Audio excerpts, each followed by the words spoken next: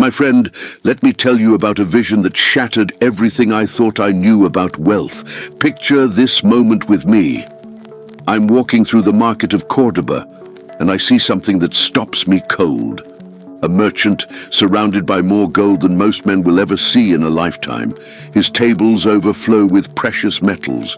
His servants carry chests heavy with coins. His clothes are the finest silk. But look into his eyes. They're hollow, empty, desperate.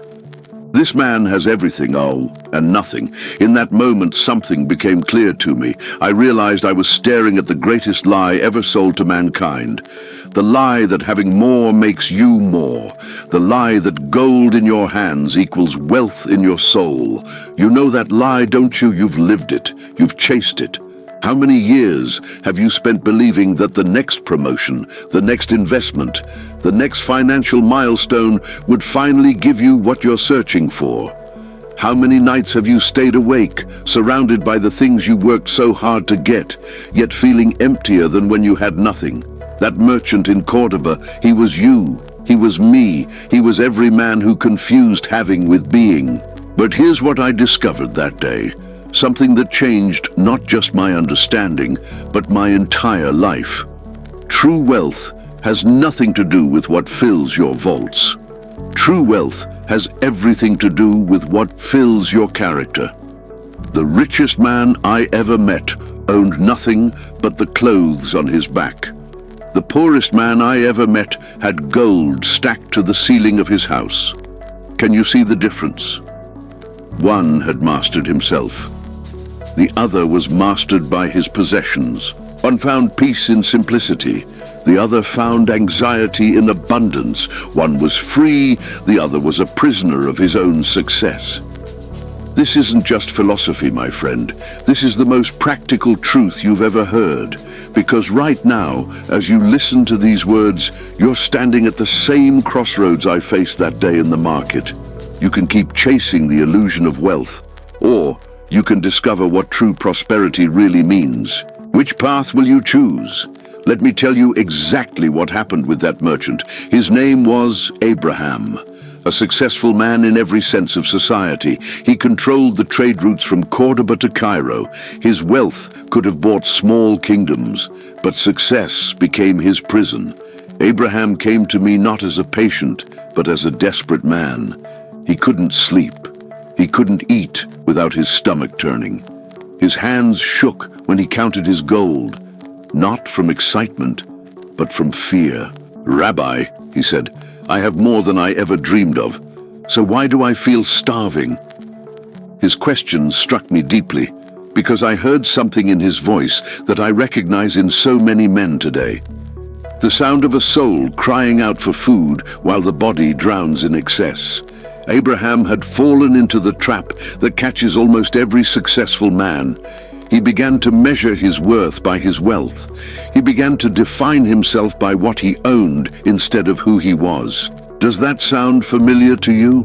You work 60, 70 hours a week. You accumulate, you acquire, you hit every goal you set for yourself. But somewhere along the way, you lose yourself in the process. You look at your bank statement and see success, but you look in the mirror and see a stranger. Abraham's story got worse before it got better. The more he accumulated, the more he feared losing. The more he possessed, the more he was possessed.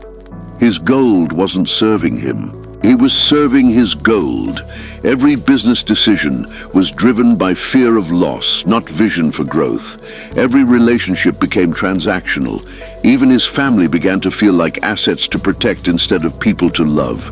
He was rich in everything, except what mattered most. That's what I call the golden prison. On the outside, it looks like success. On the inside, it feels like suffocation. But here's what Abraham discovered, and what you need to understand. The bars of this prison aren't made of circumstances beyond your control. They're made of beliefs you can change. And the lock of this prison, it's not on the outside, it's on the inside, and you hold the key. Now, if you want to keep learning with me, subscribe to the channel. It's easy. Right below this video, there's a red button that says subscribe. Click it And right next to it, there's a little bell. Click that too, so you'll get the next teachings. Do it right now, so you don't miss anything. Abraham asked me a question that changed both our lives. If gold doesn't make a man rich, then what does? I could have given him a simple answer, but simple answers don't create lasting change. Instead, I told him a story. Once there was a king who owned half the world. Every morning he woke up and counted his treasures, but every night he went to bed, afraid he might lose it all tomorrow. Across from his palace lived a shoemaker. This man owned nothing but his tools and a small room above his shop. Yet every morning he woke up singing, and every night he slept in peace. The king became obsessed with this mystery. How could a man with nothing be happier than a man with everything? Abraham leaned forward. His eyes were hungry for the answer. The difference, I told him, is that the shoemaker was rich in the things that truly matter. The king was poor in those same things.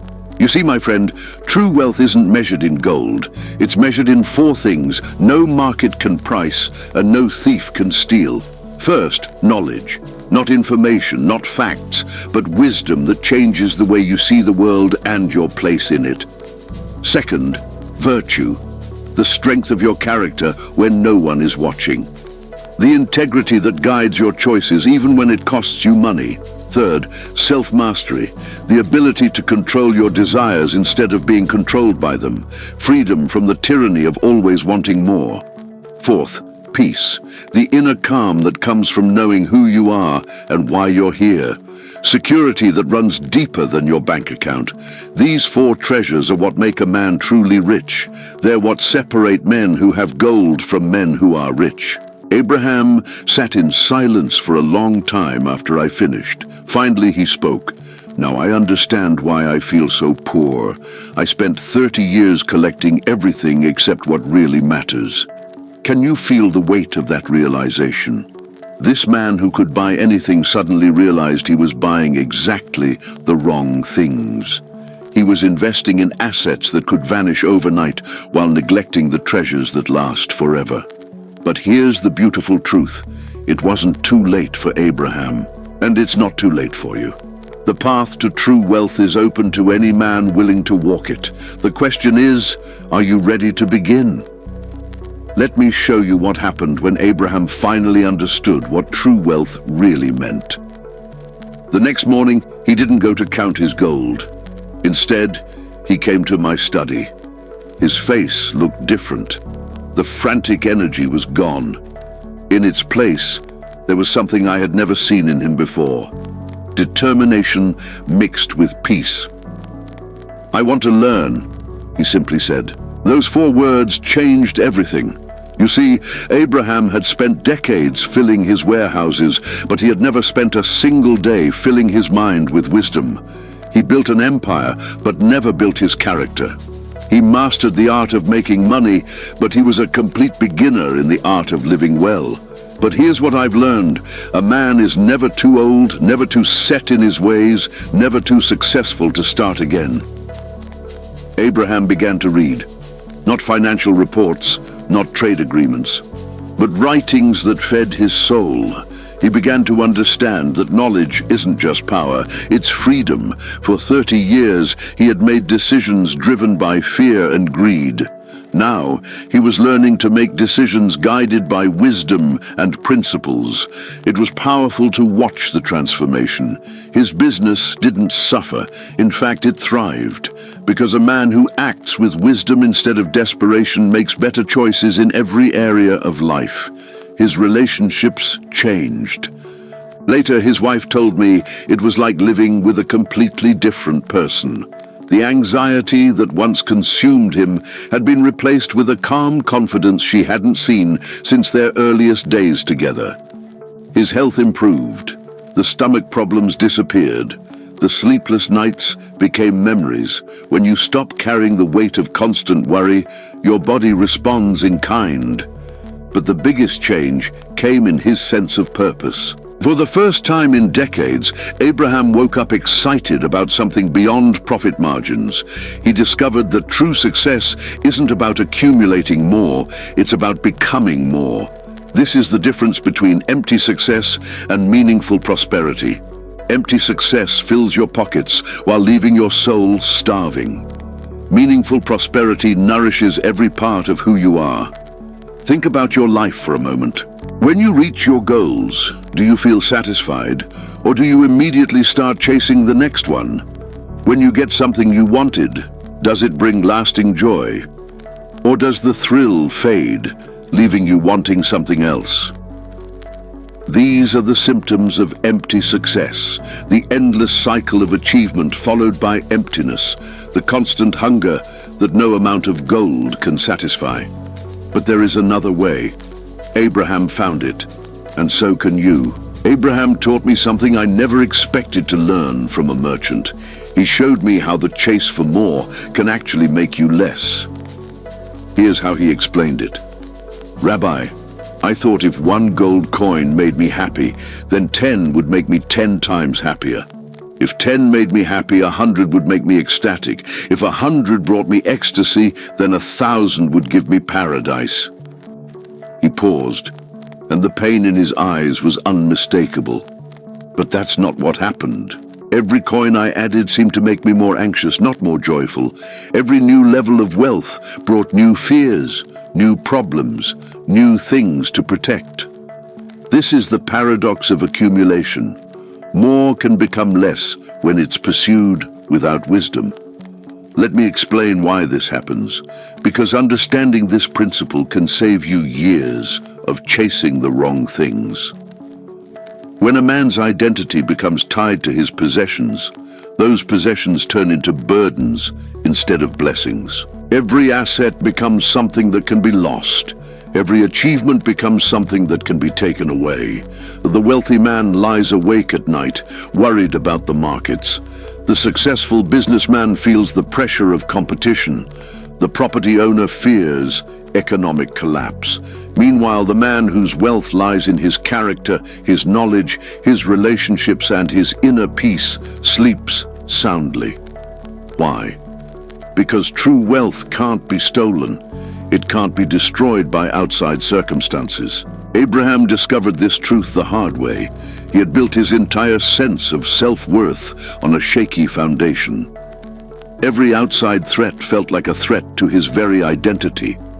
But when he began building his true wealth, his wisdom, his virtue, his self-mastery, his inner peace, something extraordinary happened. His external wealth stopped being a source of anxiety and became what it was always meant to be, a tool for good. Here's the main lesson. Money is an excellent servant, but a terrible master. Gold can serve your purposes beautifully, but the moment you start serving the purposes of gold, you become its slave.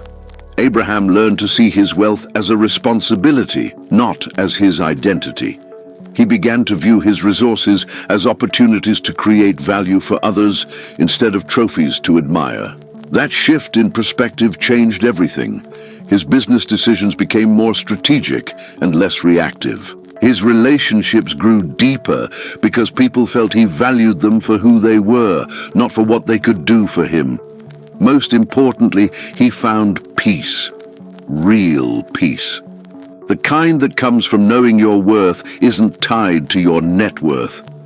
Can you imagine what it would feel like to live with that kind of freedom? What would change in your life if your security came from who you are and not from what you have? Abraham showed me something that will shock you. He opened his personal ledger, not his business books, but a private journal where he recorded his desires. "Look at this, Rabbi," he said, pointing to notes from 5 years earlier. "Here's what I thought I needed to be happy. A house with 10 rooms, a stable with 6 horses, gold enough to fill 1 chest." He turned the page. "Here's what I thought I needed 3 years later. A house with 20 rooms, a stable with 12 horses, gold enough to fill 3 chests." Then another page. "And here's what I thought I needed last month. 2 houses, a private estate, horses I've never ridden, and gold I will never spend in my lifetime." He closed the book and looked at me with the weariness of a man who had uncovered a terrible truth. The target keeps moving, doesn't it? I've spent 20 years chasing a finish line that always ran away from me. That's what I call the slavery of endless desire. It's more imprisoning than any chain, more restrictive than any prison cell. Here's how it works. You tell yourself you just need one thing to feel satisfied. You work for it. You sacrifice for it. You finally get it. And for a brief moment, you feel content. Then something happens. Instead of saying, "That's enough," your mind starts whispering, "What's next?" The house you dreamed of for years suddenly feels too small. The car you saved for becomes outdated. The income that once felt impossible now feels insufficient. You become a slave to your own desires. Every achievement becomes just another step on an endless ladder that leads nowhere. But here's what Abraham discovered, and what changed his life forever. Freedom doesn't come from getting what you want. Freedom comes from wanting what you already have. It's not about lowering your standards or abandoning your ambitions. It's about understanding the difference between healthy growth and compulsive accumulation. A free man sets goals based on purpose and wisdom. A slave sets goals based on what others have or what society says he should want. A free man celebrates his achievements and builds on them. A slave immediately moves the goalposts and starts the chase again. A free man uses his success to create value for others. A slave uses his success to try to fill the emptiness inside himself. Abraham broke his chains by making one simple decision. He stopped asking, "What more do I need?" and started asking, "What should I do with what I have?" That question changed everything for him. It gave meaning to his wealth. It gave purpose to his work. It gave direction to his life. Most of all, it gave him peace. When you stop being driven by endless desires, you start being guided by conscious choices. When you stop reacting to outside pressures, you start responding to inner wisdom. This is the beginning of true freedom. This is the first step toward genuine prosperity. The question is, are you ready to break your own chains? Let me tell you about the day Abraham looked in a mirror and saw his father. We were discussing his childhood when he suddenly stopped mid-sentence. His face went pale. He was quiet for a long time before he spoke. "Rabbi, I became exactly what I swore I would never become." Abraham's father had been a poor but proud man, a cobbler who spent every evening complaining about the wealthy merchants who looked down on him. Every night at dinner, young Abraham heard the same bitter words. "If I just had money, everything would be different. Rich men don't have real problems." "I promised myself," Abraham continued, "that I would be different. I would get rich and be happy. I would prove that wealth was the answer to everything." He paused, and the irony hit him like a physical blow. "But I became the mirror image of my father. He was poor and miserable. I'm rich and miserable. We're both trapped by the same lie, that circumstances determine happiness." This moment changed Abraham forever. He realized that he hadn't escaped his father's prison. He had simply built a more expensive version of the same cell. You see, my friend, many men spend their lives running from their past instead of learning from it. They think success means proving wrong everyone who doubted them. They think wealth means never feeling vulnerable again. But here's what Abraham discovered. When you define your worth by external things, whether it's avoiding poverty or accumulating riches, you give away your power to circumstances beyond your control. His father had been enslaved by not having enough. Abraham had been enslaved by never having enough. Same prison, different decorations. The breakthrough came when Abraham asked himself a question that every man needs to answer. Who am I when you strip away everything I own, everything I've achieved, everything I've accumulated? For the first time in decades, he couldn't immediately answer. He had been so busy becoming successful that he had forgotten to become himself. This is the mirror that shows truth. Not the reflection of your body, but the reflection of your character. Not what you look like, but who you are. When Abraham finally looked honestly in this mirror, he saw a stranger, a man whose values had been dictated by reaction rather than reflection, a man whose goals had been set by fear rather than vision. But mirrors don't just show problems, they show possibilities. Abraham began the work of rediscovering himself, not the self that reacted to his father's limitations, not the self that accumulated to prove his worth, but his authentic self, the man he was created to be. This process isn't comfortable. It requires admitting that some of what you've been chasing might have been the wrong thing. It requires acknowledging that external success doesn't automatically create internal fulfillment. But it's the most important work you'll ever do. Because until you know who you are beneath all your achievements and possessions, you'll never know what true prosperity looks like for you. The mirror is waiting for you. Are you brave enough to look? Abraham asked me a question that revealed how much he had learned. Rabbi, if I lost everything tomorrow, my gold, my property, my business, what would I have left? I smiled because I knew he was finally asking the right questions. You would have everything that actually matters, I told him. You would have the wisdom you've gained, the character you've built, the knowledge you've accumulated, and the peace you've discovered. These are the only possessions that can't be stolen, can't depreciate, and can't be destroyed. This conversation happened just 2 months after a devastating fire destroyed one of Abraham's warehouses.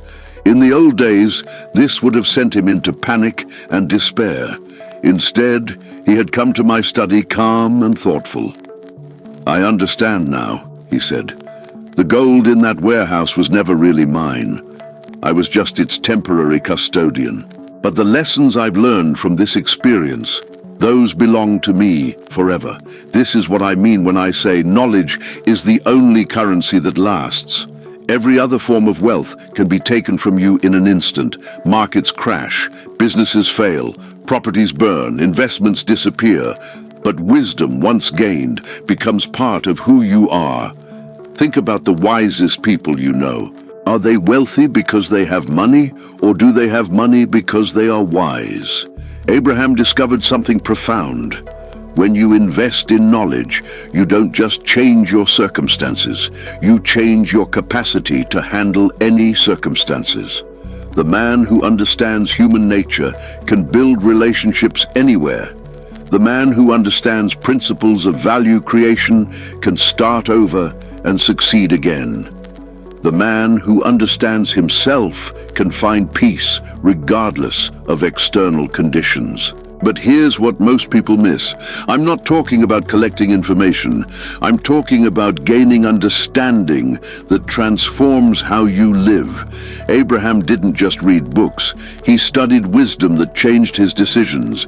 He didn't just accumulate facts. He developed insights that guided his actions. He didn't just learn theories. He applied principles that improved his life. This is active knowledge, knowledge that works. Knowledge that serves. Let me give you an example. Abraham learned that true security comes from having multiple sources of value to offer the world, not from accumulating multiple possessions. This one insight changed his entire approach to business. Instead of just buying and selling goods, he began developing skills, relationships, and reputation. Instead of focusing only on profit margins, he began creating genuine value for his customers. Instead of hoarding resources, he began investing in his own capacity to generate resources. The result? His business became more profitable, more sustainable, and more meaningful. Why? Because it was built on knowledge and wisdom rather than just opportunity and luck. This same principle applies to every area of life. The man who understands how to build genuine relationships has richer friendships than the man who just tries to network his way to success. The man who understands how his body works maintains better health than the man who just reacts to symptoms. Knowledge is the multiplier of everything else. It makes your time more valuable, your efforts more effective, your resources more productive. Most importantly, it makes you genuinely wealthy in a way that no external circumstance can change. What knowledge are you investing in? What wisdom are you building? What understanding are you developing? These are the questions that lead to lasting prosperity. Abraham came to me with a confession that changed how I understand business forever.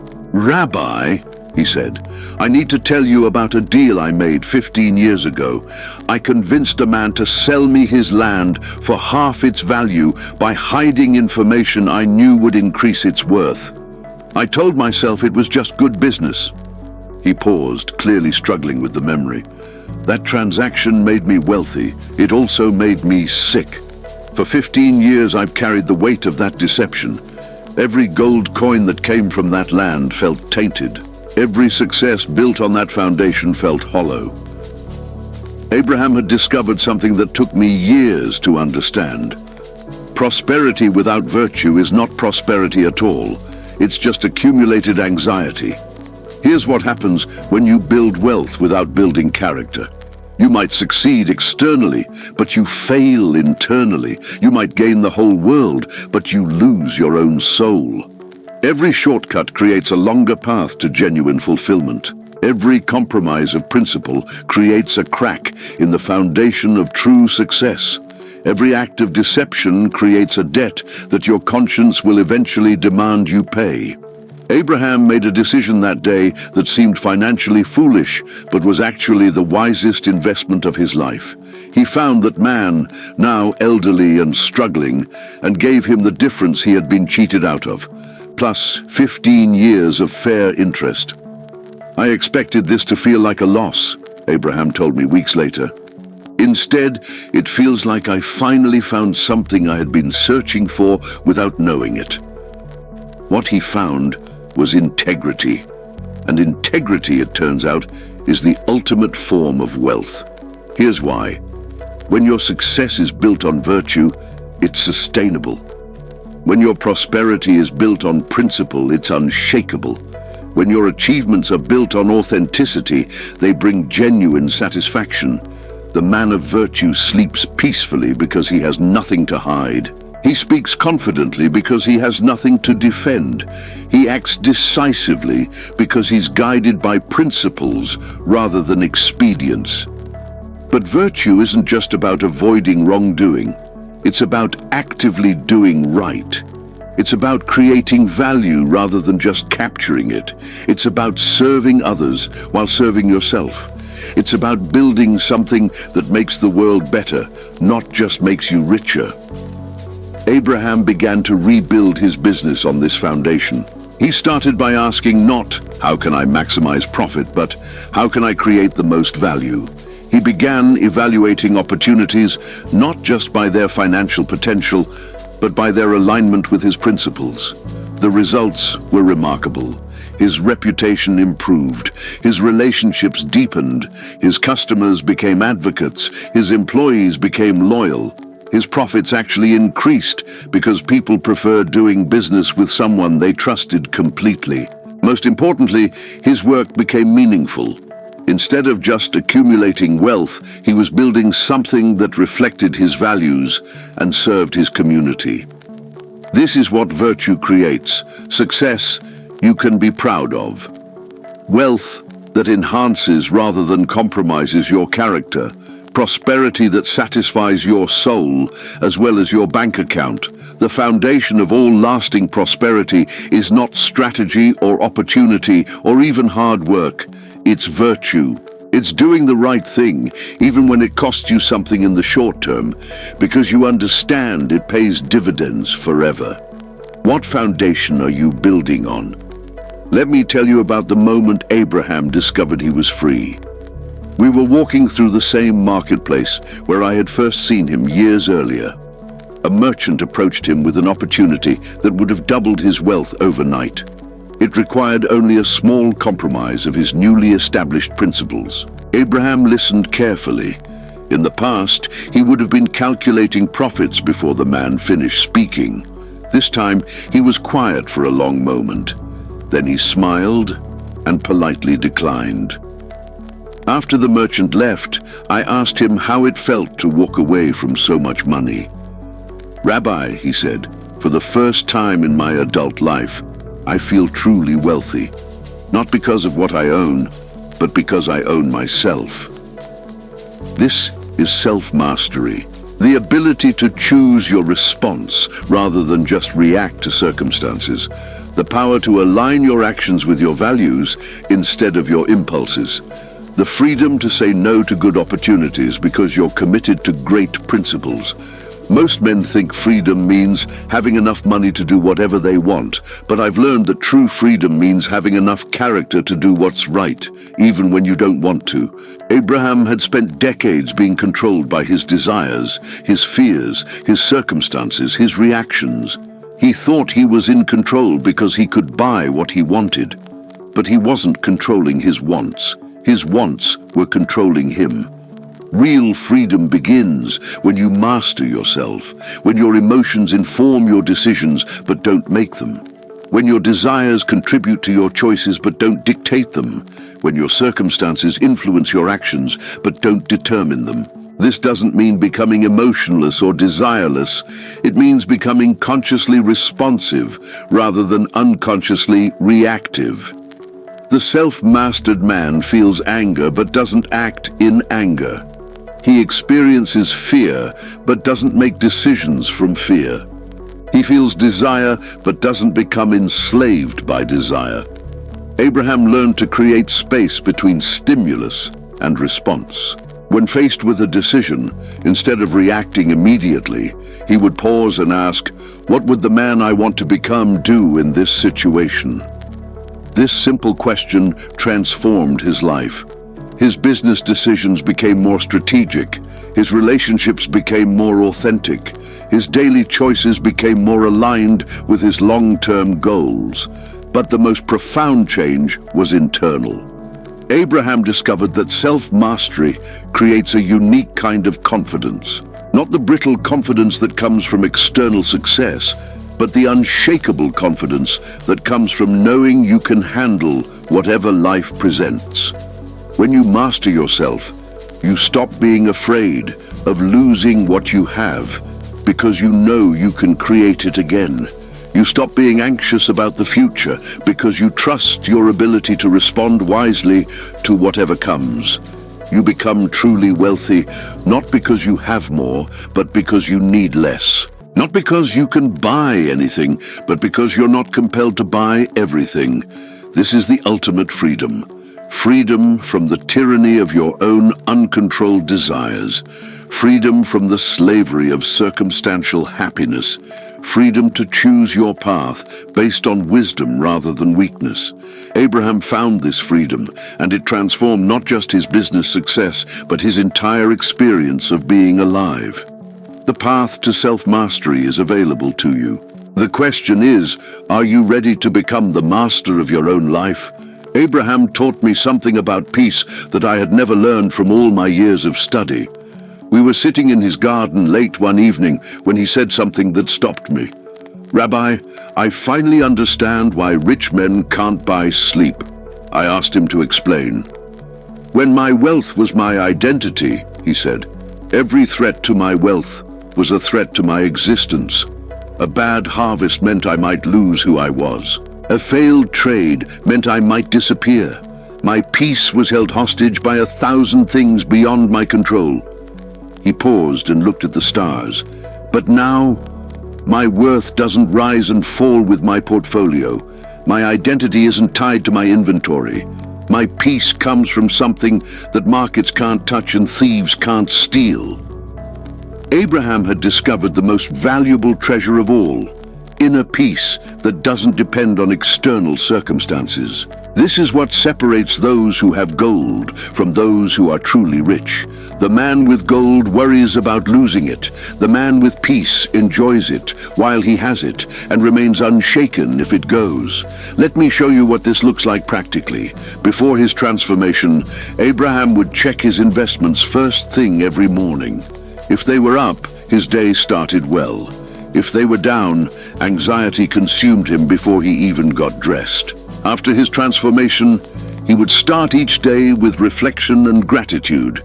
He would acknowledge what he had to be thankful for, reconnect with his deeper purposes, and prepare his mind for whatever the day might bring. The difference this made was extraordinary.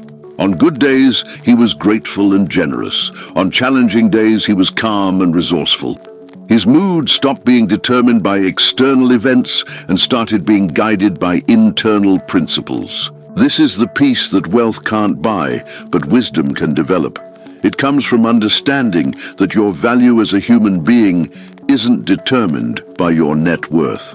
It comes from knowing that your security doesn't depend on your portfolio. It comes from recognizing that your happiness isn't hostage to your circumstances. Abraham learned to find his peace in three unshakable sources.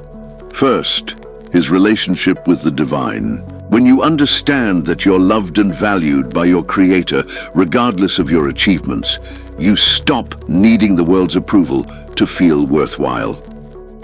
Second, his commitment to virtue. When you know you're living according to your deepest principles, you can sleep peacefully, even when others criticize or misunderstand you. Third, his focus on contribution. When your primary goal is to serve others and create value, you find meaning and satisfaction that doesn't depend on personal gain. These three sources created a peace that transformed everything about Abraham's life. His relationships improved because he wasn't desperate for validation. His business thrived because he made decisions from clarity rather than anxiety. His health improved because he wasn't carrying the constant burden of worry. Most importantly, he became truly wealthy. Not just in material terms, but in the currency that matters most: contentment, purpose, and unshakable inner quiet. This peace is available to you. It's not a luxury for mystics or philosophers. It's a practical necessity for anyone who wants to experience genuine prosperity. The question is, where are you looking for your peace? In your bank account or in your character? In your circumstances or in your convictions? The choice you make will determine whether you remain poor despite your possessions or become rich beyond measure. Abraham discovered something that changed his entire approach to prosperity. Balance isn't the enemy of success. Balance is what makes success sustainable. Rabbi, he told me, I used to think balance was for people who lacked ambition. I believed you had to choose between being successful and being balanced. I thought moderation was the enemy of greatness. He shook his head at his former thinking. But I learned something that shocked me. Extremes destroy themselves. The man who works 18 hours a day burns out. The man who accumulates endlessly becomes enslaved by his possessions. The man who pursues only pleasure becomes incapable of genuine joy. Abraham had stumbled upon one of the deepest truths about human nature. We are designed for balance, and when we violate that design, we pay a price in every area of our lives. Before his transformation, Abraham lived in extremes. He worked obsessively or didn't work at all. He accumulated frantically or felt guilty about spending anything. He focused entirely on business or tried to escape into mindless pleasure. This approach seemed productive in the short term, but was devastating in the long term. His health suffered, his relationships deteriorated, his creativity died, his joy disappeared. After his transformation, Abraham learned what I call the middle path. Not as a compromise between extremes, but as the optimal point where all aspects of life work together harmoniously. He began dividing his attention between work and rest, accumulation and generosity, achievement and reflection. solitude and community, physical health and spiritual growth. The results were remarkable. Instead of less success, he achieved more meaningful success. Instead of less wealth, he built more sustainable wealth. Instead of less satisfaction, he experienced deeper fulfillment. Here's why balance creates abundance. When all areas of your life are functioning well, they support and strengthen each other instead of competing and depleting each other. Physical health gives you the energy for mental work. Mental clarity helps you make better financial decisions. Financial security allows you to be more generous in relationships. Strong relationships provide the emotional support that fuels creativity and productivity. It's a virtuous cycle. Each element of balance reinforces the others, creating compound growth in every area. Abraham learned to see his life as an ecosystem rather than a battleground. Instead of forcing one area to dominate at the expense of others, he began nurturing all areas so they could thrive together. He scheduled time for exercise, which improved his mental sharpness in business meetings. He prioritized family dinners, which strengthened relationships that ultimately supported his professional success. He invested in learning, which generated insights that increased his financial returns. Most importantly, he discovered that this balanced approach didn't make him less ambitious. It made him more effective at achieving his ambitions. When you're balanced, you're not constantly fighting against yourself. You're not sabotaging your success in one area by neglecting another. You're not burning through your resources faster than you can replenish them. Balance creates abundance because it's sustainable. It allows you to build wealth that lasts, relationships that endure, health that serves you for decades, and inner peace that isn't constantly threatened by the next crisis. This is true prosperity, not just having more in one area, but having enough in every area to support a life of genuine satisfaction and sustainable success. What area of your life needs more attention? What balance needs to be restored? What sustainable abundance are you ready to create? The day Abraham decided to free himself from his golden chains was the day he became truly wealthy. It happened during our discussion about a business opportunity that would have made him phenomenally rich, but required him to relocate far from his family and work with people whose values contradicted his own. A year ago, he told me, I would have said yes immediately. The profit potential would have blinded me to everything else. He looked thoughtful for a moment, but today I see this opportunity for what it really is, a beautiful prison. It would give me more gold while taking away everything that makes gold worthwhile. This moment marked Abraham's complete transformation from a man who served money to a man whom money served. The golden chains that bind most men are invisible, but incredibly strong. They're forged from assumptions that seem logical, but are actually destructive. More money will make me happier. Success requires sacrifice of everything else. I can't afford to pass up any profitable opportunity. My worth is measured by my wealth. These chains feel like wisdom, but they're actually prison bars. They keep you trapped in patterns that promise freedom but deliver bondage. Abraham broke free by asking different questions. Instead of, how much can I make? He started asking, how much do I need? Instead of, what opportunity can I take? He started asking, what opportunities align with my values? Instead of, how can I accumulate faster? He started asking, how can I contribute more meaningfully? These new questions led to revolutionary changes in his life. He turned down lucrative deals that would have compromised his integrity. He started partnerships based on shared values rather than just shared profit potential.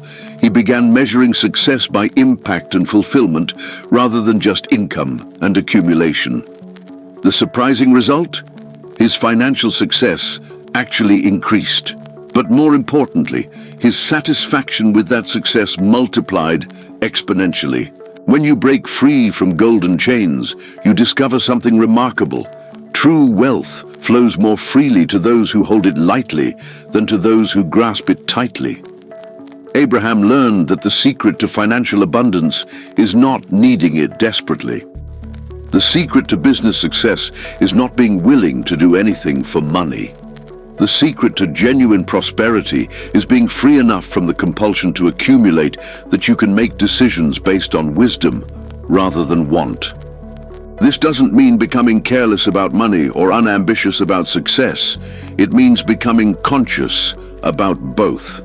The free man uses money as a tool to create the life he truly wants.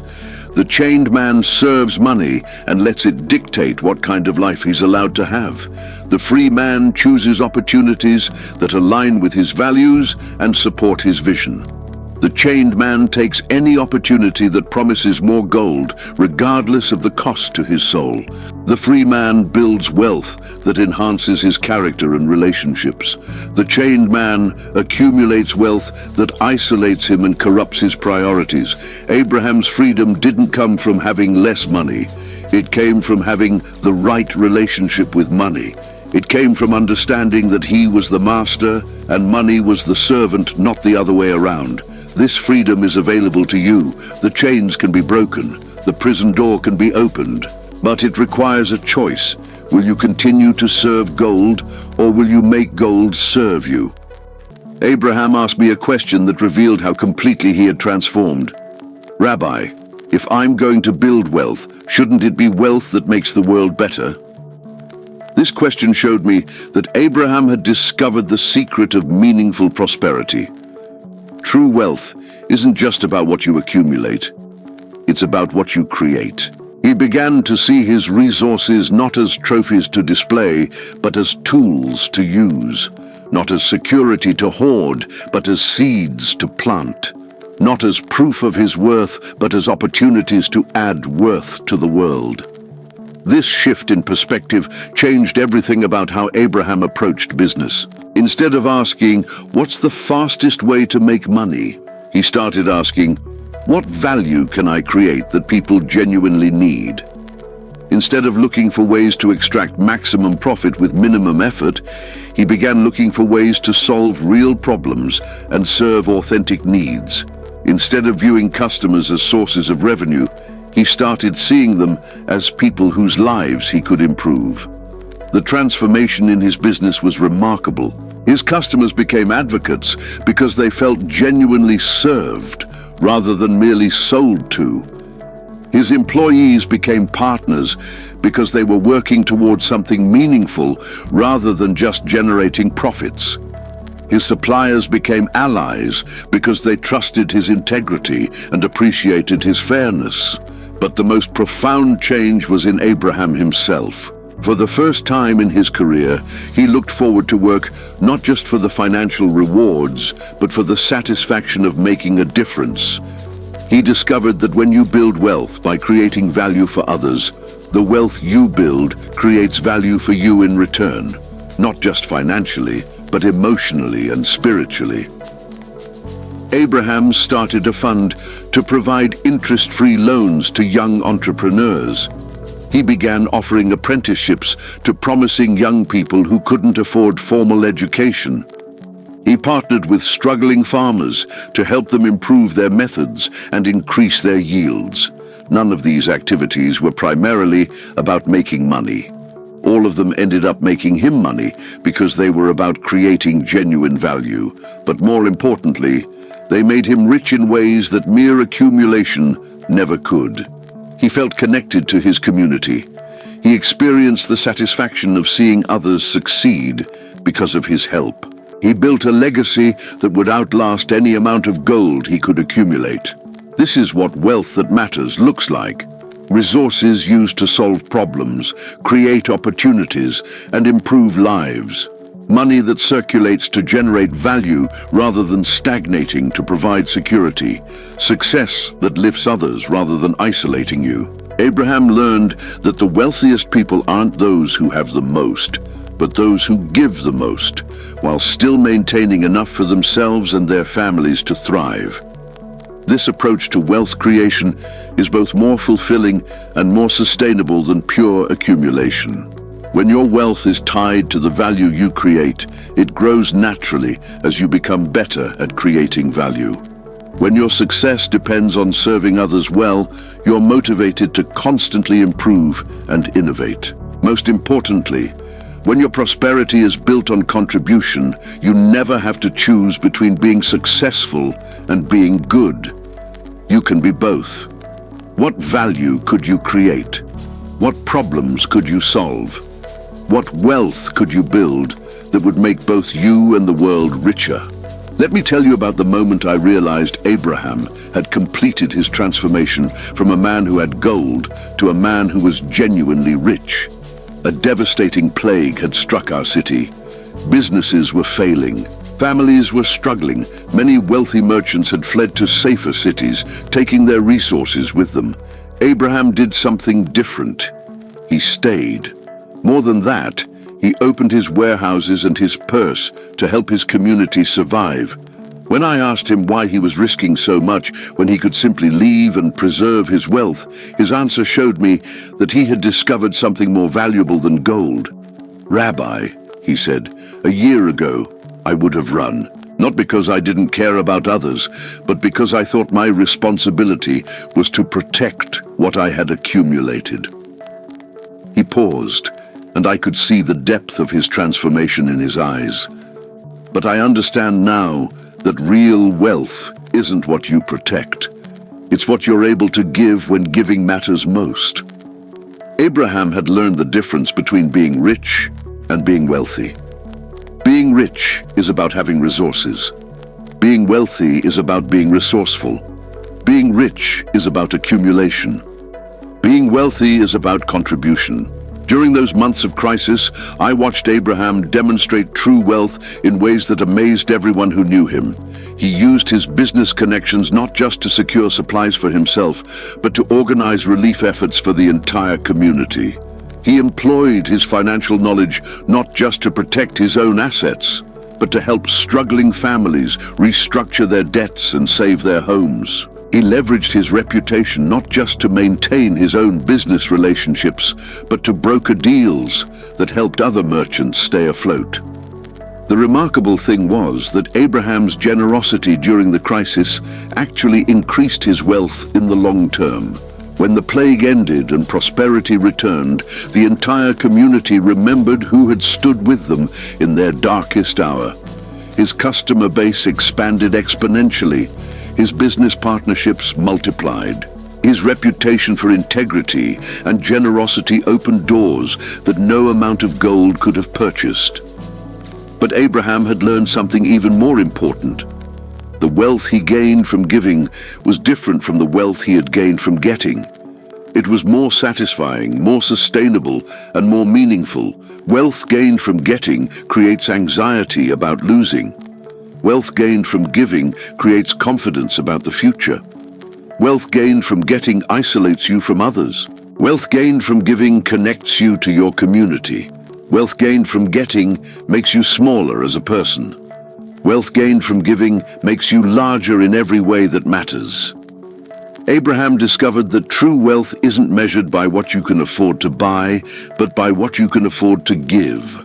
Not by what you can accumulate for yourself, but by what you can contribute to others. This doesn't mean giving everything away or becoming financially irresponsible. Abraham maintained his business, provided for his family, and secured his future.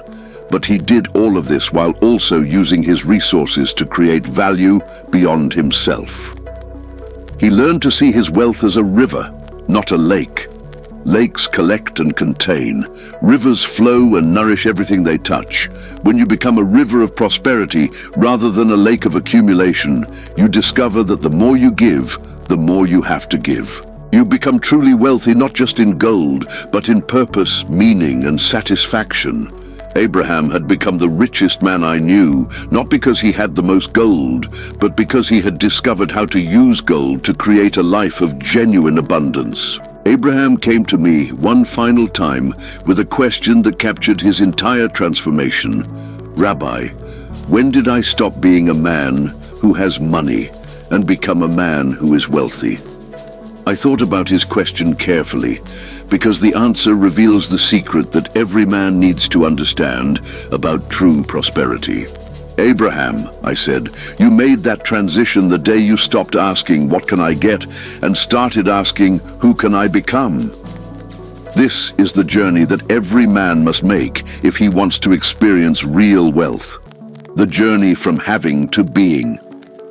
Most men spend their entire lives focused on having more money, having more possessions, having more status, having more security, having more options. But having is external. It's dependent on circumstances beyond your control. It's temporary and uncertain. It's never enough because there's always more to have. Being is internal. It's dependent on choices within your control. It's permanent and certain. It's always enough because you become complete as a person. Abraham's journey from having to being happened in stages, and understanding these stages can help you make the same transformation. Stage 1. Accumulation. This is where Abraham started. He focused entirely on getting more. More gold, more property, more business, more of everything. He measured his worth by his wealth and his success by his accumulation. Stage 2, anxiety. The more Abraham accumulated, the more he worried about losing what he had gained. His focus shifted from getting more to protecting what he had. He became a prisoner of his own possessions. Stage 3, awakening. This is when Abraham realized that having more hadn't made him happier, more secure, or more fulfilled. He began to question whether the path he was on could ever lead to the satisfaction he was seeking. Stage 4. Learning. Abraham began to study wisdom instead of just accumulating wealth. He started focusing on building his character instead of just building his portfolio. He began developing himself instead of just developing his assets. Stage 5. Integration. Abraham learned to align his external success with his internal development. He began using his wealth to express his values rather than trying to use his values to justify his wealth. Stage 6. Contribution. Abraham discovered that his greatest satisfaction came not from what he could accumulate, but from what he could contribute. He began measuring his success by his impact rather than just his income. Stage 7. Transformation. Abraham became a fundamentally different person, not because his circumstances had changed, but because he had changed. He was no longer a man who had gold. He was a man who was wealthy in every sense that matters. This transformation is available to every man, regardless of his current financial situation. You don't need to have gold to become wealthy.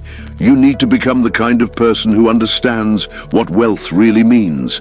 The journey from having to being isn't about rejecting external success. It's about building internal success that makes external success meaningful and sustainable. It's about becoming someone who can handle prosperity without being corrupted by it, who can face adversity without being destroyed by it, who can enjoy abundance without being enslaved by it. Where are you on this journey? Are you still focused primarily on having, or are you ready to begin the more important work of being? The choice you make will determine not just how much you accumulate, but who you become in the process of accumulating it. Abraham's final lesson came in the form of a letter, not one he received, but one he wrote. He showed me a letter addressed to his son, to be opened only after Abraham's death. In it, Abraham had written something that brought tears to my eyes. "My son, I am leaving you gold, but that is not my legacy. I am leaving you property, but that is not my inheritance. I am leaving you a business, but that is not my gift to you. My legacy is the man I became while earning the gold. My inheritance is the character I developed while building the business. My gift to you is the proof that a man can be successful without losing his soul, wealthy without losing his heart, prosperous without losing his way." This letter revealed that Abraham had learned the most important truth about prosperity. What you leave behind matters more than what you accumulate. Most men spend their lives building financial legacies while neglecting the legacies that actually matter. They focus on leaving their children money while failing to leave them character. They concentrate on transferring assets while neglecting to transfer values. Abraham had discovered that the most valuable inheritance you can leave isn't material, it's personal. When you leave your children money without wisdom, you leave them vulnerable to losing the money and learning hard lessons the painful way. When you leave your children success without character, you leave them tools for achievement, but not the foundation for fulfillment. When you leave your children wealth without values, you leave them resources, but not the wisdom to use those resources well. But when you leave your children the example of a man who built wealth without compromising his integrity, who achieved success without sacrificing his principles, who created prosperity while serving others, you leave them something infinitely more valuable than gold. You leave them a model of how to live well. You leave them proof that it's possible to be both successful and good. You leave them the confidence that comes from seeing someone they respect navigate life's challenges with wisdom and grace. Abraham began to live consciously as the man he wanted his children to remember. Every decision became a lesson he was teaching. Every action became part of the example he was setting. Every choice became a component of the legacy he was building. This awareness changed how he conducted business, how he treated people, how he handled success and failure, how he spent his time and energy. He realized that his children were watching not just what he accumulated, but how he accumulated it.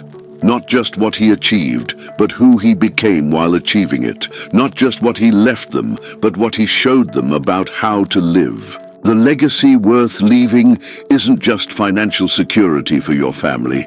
It's the inspiration and education that will help them create their own security in all areas of life. It's showing them that success and integrity can coexist. It's demonstrating that wealth and wisdom complement each other. It's proving that prosperity and character strengthen each other. Abraham understood that the greatest gift he could give his children wasn't freedom from struggle, but the tools and example they needed to struggle well. Not a life without challenges, but the character to handle whatever challenges came their way. What legacy are you building? What example are you setting? What inheritance are you really leaving? These questions matter more than any financial planning you'll ever do, because they determine not just what your children will have, but who they will become. Let me show you what Abraham's life looked like after his complete transformation, because the true test of wisdom isn't understanding it, it's living it.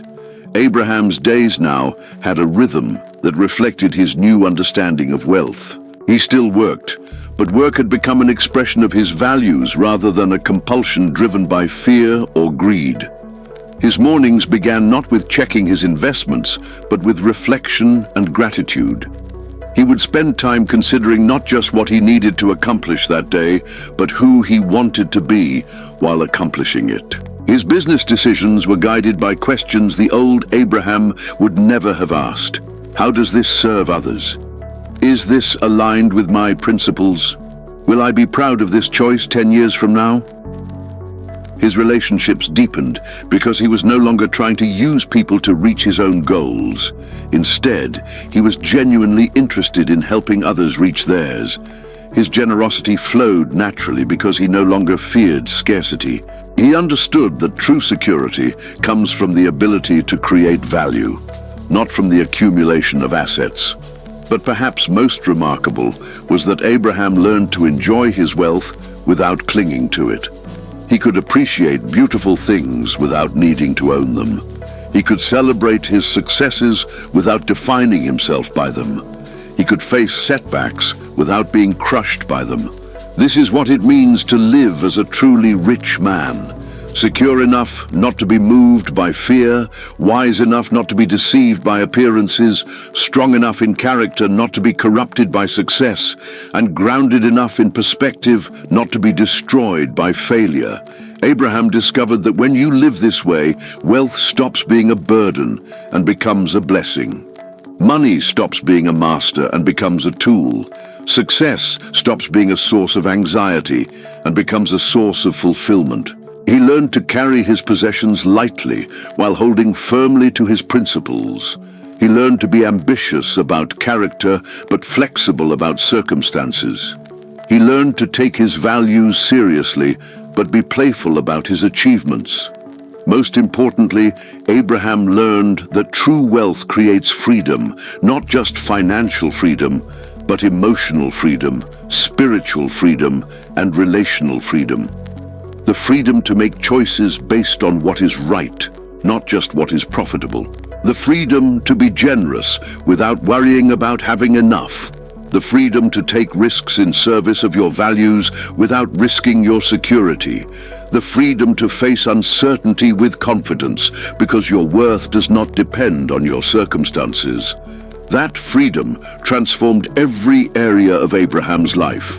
His health improved because he was no longer constantly stressed about money. His marriage grew stronger because he was present and engaged instead of distracted and anxious. His friendships became genuine because he no longer needed anything from anyone. Abraham became living proof that it is possible to be successful and satisfied, wealthy and wise, prosperous and at peace. The life he lived wasn't perfect, but it was authentic. It wasn't easy, but it was meaningful. It wasn't always comfortable, but it was always aligned with his deepest values. This is what every man is searching for, whether he realizes it or not. A way to achieve outer success that strengthens rather than undermines inner fulfillment. A way to build wealth that strengthens character. A way to create prosperity that serves rather than enslaves. Abraham found that path, and his example proves that you can find it too. Abraham asked me a question that every transformed man eventually asks. Rabbi, how can I be sure I'll never go back to the man I used to be? The answer lies in daily practice. True wealth isn't gained once. It's gained every day through small decisions that either build or erode your character. Abraham developed what I call the daily practice of true prosperity. Simple habits that kept him aligned with his transformed understanding of wealth. Morning reflection. Every day began with 3 questions. What am I grateful for today? How can I serve others today? What kind of man do I want to be today? These questions directed his mind toward abundance, contribution, and character instead of scarcity, acquisition, and achievement. Ethical business review. Before making any major business decision, Abraham asked, "Is this aligned with my values? Will this create genuine value for others? Can I be fully proud of this choice?" This practice kept his business aligned with his principles. Evening evaluation. Every night, Abraham reflected on his day. Did I act with integrity? Did I treat people well? Did I use my resources wisely? What did I learn today? This ensured continuous growth and course correction. Weekly service. Abraham dedicated time each week to serving others with no expectation of return. This kept him connected to the joy of giving and prevented the mindset of accumulation from sneaking back in. Monthly perspective. Once a month, Abraham reviewed his larger goals and priorities. He asked himself, am I becoming the man I want to be? Is my success serving my values or replacing them? What adjustments do I need to make? These practices may sound simple, but they were revolutionary in their effect. They kept Abraham's daily life aligned with his transformed view of wealth. The morning reflection kept him from starting the day with anxiety or greed. The ethical business review kept him from making decisions he would regret. The evening evaluation helped him learn from mistakes and celebrate growth. The weekly service kept him connected to his community and values. The monthly perspective kept him from slipping back into old patterns. But the real power of these practices wasn't in their individual effect, but in their cumulative impact. Day after day, choice after choice, they reinforced Abraham's new identity as a rich man, rather than just a man who had riches. These practices didn't guarantee Abraham would never face challenges or make mistakes, but they guaranteed that when he did, he would face them as the man he had become, not as the man he used to be. Abraham learned that transformation is not a destination, it's a direction. You don't arrive at true wealth and then stop growing. You choose true wealth every single day through small decisions that reflect your values and priorities. The most successful people aren't those who made one big decision. They are those who made thousands of small good choices consistently over time. The same principle applies to wealth. True prosperity isn't built by one fortune or one brilliant investment. It is built by daily decisions to align your actions with your values, to create value for others, to invest in your character, and to use your resources wisely. What daily practices are you developing? What small choices are you making consistently? What habits are you building to reinforce your commitment to true prosperity? These questions matter because they determine not only what you achieve, but who you become as you achieve it. My friend, we've reached the end of our time together, but this is really the beginning of your journey. Abraham's story is not unique. What makes it special is not the transformation that happened to him. It's the fact that transformation is available to you. Right now, in this very moment, you stand where Abraham stood in that market in Cordoba. You face the same choice he faced. Keep chasing the illusion of wealth, or start building the reality of genuine prosperity. You've heard Abraham's story. You've seen his transformation. You've learned the principles that changed his life. Now you must decide, will you apply what you've learned or stay the same? Let me be direct. Nothing in your life will change until you change. No external circumstance will create internal transformation. No amount of money will make you rich if you don't understand what wealth really means. But here's the beautiful truth. You already have everything you need to start this transformation today. You don't need more money to begin building true wealth. You need more wisdom. You don't need better circumstances to start this journey. You need better choices. You don't need a different life to experience genuine prosperity. You need a different perspective on the life you already have. Abraham discovered that the path to true wealth has 4 steps, and you can take the first one today. Step 1. Recognition. Admit that accumulation without wisdom is a dead end. Recognize that having more has not made you happier, more secure, or more fulfilled. Acknowledge that you've been chasing something that cannot satisfy. Step 2. Redefinition. Redefine wealth from having gold to being golden. Shift your focus from acquiring possessions to building character. Begin to measure success by who you are becoming, not just by what you are achieving. Step 3. Realignment. Start making decisions based on your values, not your fears. Begin creating value for others, not just capturing value for yourself. Align your actions with your principles, not with your impulses. Step 4. Renewal. Commit to daily practices that reinforce your new understanding of wealth. Surround yourself with wisdom that supports your transformation. Build habits that strengthen your character while developing your resources. These 4 steps won't make you rich overnight, but they will put you on the path to becoming truly rich. Rich in character, rich in wisdom, rich in peace, and yes, even rich in resources that serve your purpose instead of enslaving your soul. Abraham's golden future didn't begin when he accumulated his first coin of gold. It began when he realized that true gold isn't metal. It's the man who masters the metal instead of being mastered by it. Your golden future doesn't depend on your current financial situation.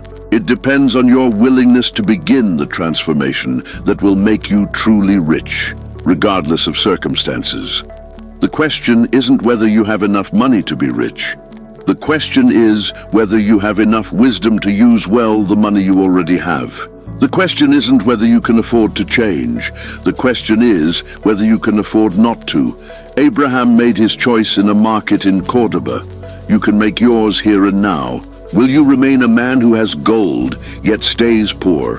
Or will you begin the journey to become a man who is truly rich, whether you have gold or not? Your golden future begins now. The only question is, are you ready to claim it?